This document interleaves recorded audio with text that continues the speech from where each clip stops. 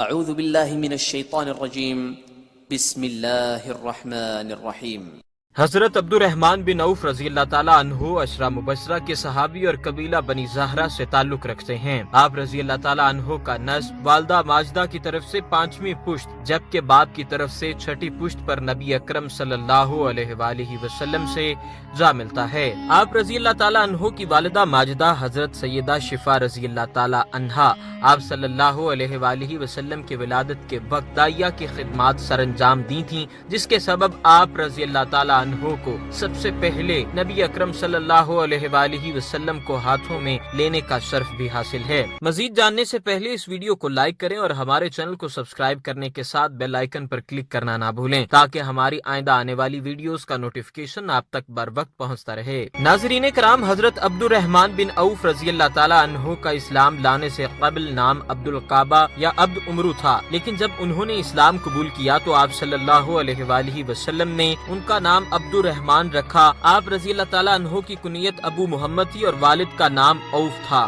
آپ رضی اللہ تعالیٰ عنہ کا تعلق قبیلہ بنی زہرہ سے تھا اور سرکار دو جہاں صلی اللہ علیہ وآلہ وسلم کی والدہ ماجدہ حضرت آمنہ رضی اللہ تعالیٰ عنہا کا تعلق بھی اسی قبیلے سے تھا۔ آپ رضی اللہ تعالیٰ عنہ حضرت محمد صلی اللہ علیہ وآلہ وسلم سے 10 برس چھوٹے تھے۔ آپ رضی اللہ تعالیٰ عنہ حضرت ابو بکر صدیق رضی اللہ تعالیٰ عنہ کی کوشش اور ترغیب کے نتیجے میں 7ویں نمبر پر اسلام لائے۔ آپ کا شمار السابقون الاولون میں ہوتا ہے۔ آپ رضی اللہ تعالیٰ عنہ کے اسلام لانے پر نبی اکرم صلی اللہ علیہ وآلہ وسلم نے خوشی کا اظہار کیا اور فرمایا، میں ایک ایسا چہرہ دیکھتا ہوں جس میں بھلائی کی امید ہے۔ اسلام لانے کے بعد آپ رضی اللہ تعالیٰ عنہ نے زیادہ وقت حضور اکرم صلی اللہ علیہ وآلہ وسلم کی محبت میں گزارا، لیکن دوسرے صحابہ کرام کی طرح ابتدائی دنوں میں مشرکین کی طرف سے سختیوں اور تکلیفوں کا سامنا کرنا پڑا۔ آپ رضی اللہ تعالیٰ عنہ نے 2 بار اللہ تبارک و تعالیٰ کی راہ میں ہجرت فرمائی، پہلی ہجرت حبشہ کی طرف جبکہ دوسری ہجرت مدینہ کی طرف۔ مدینہ منورہ ہجرت کرنے پر آپ صلی اللہ علیہ وآلہ وسلم نے آپ رضی اللہ تعالیٰ عنہ کی مواخات حضرت سعد بن ربیع انصاری سے کرائی۔ حضرت سعد بن ربیع انصاری رضی اللہ تعالیٰ عنہ بڑے مالدار شخص تھے جو آپ رضی اللہ تعالیٰ عنہ کو گھر لے جا کر بولے، میں مدینے کا سب سے دولت مند شخص ہوں، میں آپ رضی اللہ تعالیٰ عنہ کو اپنا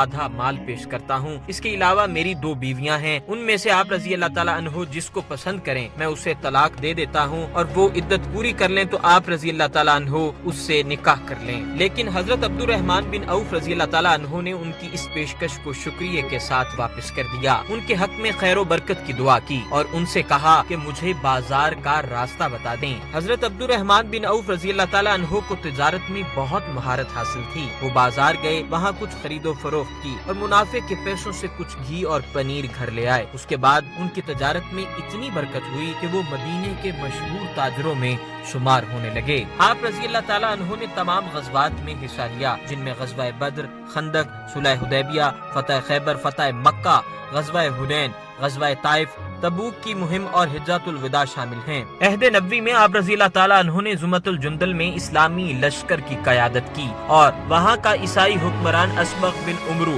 آپ رضی اللہ تعالیٰ عنہ کی دعوت و تبلیغ کے نتیجے میں مسلمان ہو گیا۔ چنانچہ قبیلے کے بہت سے دوسرے لوگوں نے بھی اسلام قبول کر لیا، جس پر آپ رضی اللہ تعالیٰ عنہ کو زمۃ الجندل کا بہادر آدمی کا لقب حاصل ہوا۔ آپ رضی اللہ تعالیٰ عنہ کو ایک موقع پر آپ صلی اللہ علیہ وآلہ وسلم نے اپنا نائب بھی مقرر کیا۔ آپ رضی اللہ تعالیٰ عنہ ان مخصوص صحابہ کرام میں سے ایک ہیں جن کو عہد نبوی میں بھی فتویٰ دینے کا اختیار حاصل تھا۔ آپ رضی اللہ تعالیٰ عنہ اللہ تبارک و تعالیٰ کی راہ میں بے دریغ خرچ کرنے کے ساتھ انتہائی سخی تھے۔ ایک دفعہ عہد نبوی میں آپ رضی اللہ تعالیٰ عنہ نے 500 اونٹوں پر لدا ہوا اناج اور دوسرا تجارتی سامان اللہ تبارک و تعالیٰ کی راہ میں خیرات کر دیا۔ ایک اور دفعہ 700 اونٹوں پر لدا ہوا سارا غلہ اور دوسرا سامان مسلمان حاجت مندوں میں بانٹ دیا۔ جہاد کی تیاری کے لیے بھی مختلف اوقات میں بھرپور مالی تعاون کیا۔ ایک موقع پر اپنا آدھا مال نبی اکرم صلی اللہ علیہ وآلہ وسلم کو پیش کر دیا۔ 2 موقعوں پر 40,000 دینار دیے۔ ایک بار جہاد کے لیے 500 گھوڑے اور 1500 اونٹ دیے۔ آپ رضی اللہ تعالیٰ عنہ نے ایک قطع اراضی حضرت عثمان غنی رضی اللہ تعالیٰ عنہ کو 40,000 دینار میں فروخت کی اور بعد میں یہ ساری رقم غربا و مساکین میں تقسیم کر دی۔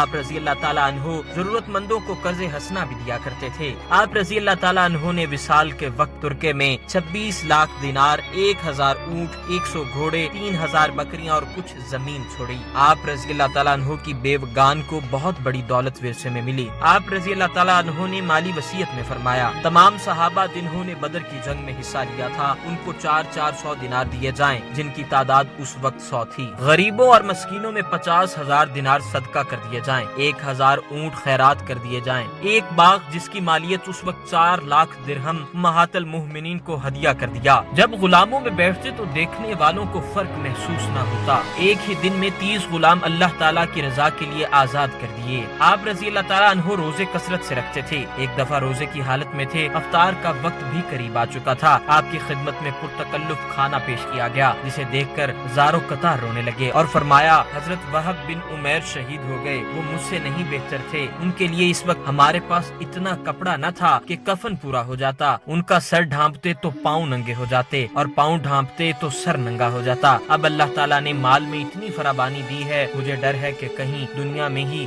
हमारा हिस्सा न रख दिया गया हो। हजरत अब्दुर्रहमान बिन औफ ने खुलफाए राशिदीन के वक्त में हजरत अबू बकर की बैत की और खलीफा के साथ पूरा ताउन करते रहे। जब हजरत अबू बकर सदीक ने अपनी वफात के करीब हजरत उमर फारूक रजी अल्लाह ताला अन्हो को खलीफा मुंतखब करने के हवाले से आपसे राय ली तो आप रजी अल्लाह ताला अन्हो ने फरमाया, बेशक उमर उसके अहल हैं पर वो सख्त मिजाज हैं। इस पर हजरत अबू बकर सदीक रजी अल्लाह ताला अन्हो ने फरमाया, उमर की सख्ती मेरी नरमी की वजह से है, जब खिलाफत की जिम्मेदारी का बोझ पड़ेगा तो वो खुद नरम हो जाएंगे। और हजरत उमर रजी अल्लाह ताला अन्हो के खलीफा मुंतखब होने पर उनकी बैत की और उनकी मजलिस शूरा के रुकन होने के फराइज भी संभाले। एक बार आपको अमीर हज भी मुकर्रर किया गया। हजरत उमर रजी अल्लाह ताला अन्हो उनके बाद आने वाले खलीफा के लिए जो कमेटी बनाई उसमें भी आप रजी अल्लाह ताला अन्हो शामिल थे। आप रजी अल्लाह ताला अन्हो ने हजरत उस्मान को खलीफा मुंतखब करवाने में कलीदी और मरकजी किरदार अदा किया और हजरत उस्मान गनी रजी अल्लाह ताला अन्हो की इस शर्त पर भी बैत की कि वो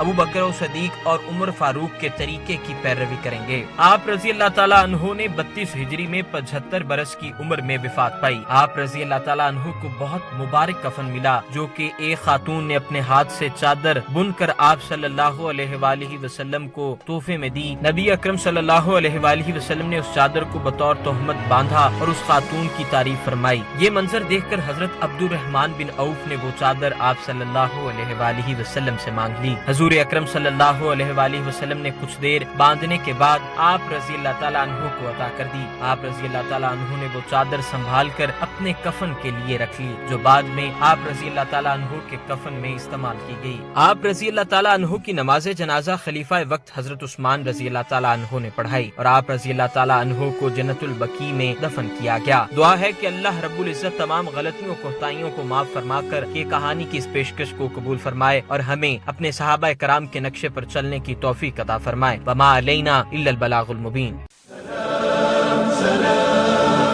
على كل طعنة وكل طبرة بجسمك سلام سلام سلام سلام على كل طعنة وكل طبرة بجسمك سلام سلام سلام سلام على كل قطرة سالت